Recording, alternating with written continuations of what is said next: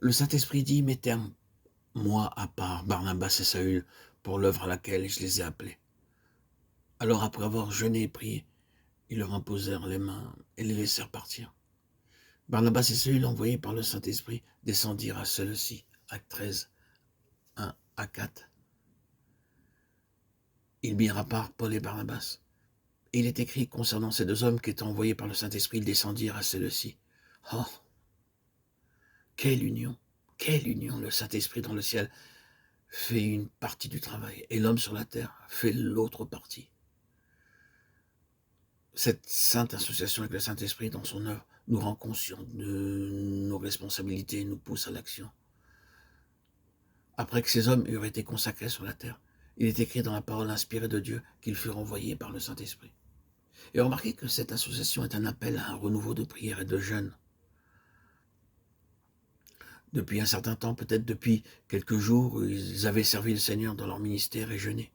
Et le Saint-Esprit parle, et ils doivent faire le travail, s'associer. Sur l'heure, ils se rassemblent pour prier et jeûner encore. Voilà dans quel esprit ils obéissent au commandement du Seigneur.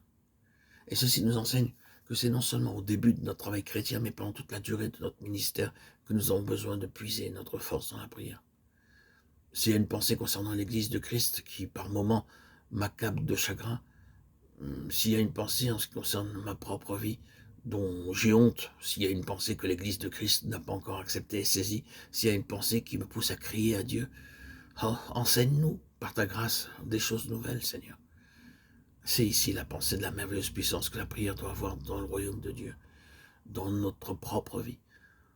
Nous en sommes encore si peu servis.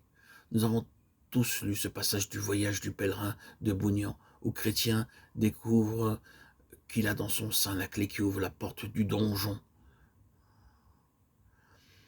Nous avons la clé qui peut ouvrir le donjon de l'incrédulité et du paganisme. Mais oh frères et sœurs, chers amis en Christ, nous sommes beaucoup plus occupés de notre travail que de la prière. Nous croyons plus efficace de parler aux hommes que de parler à Dieu.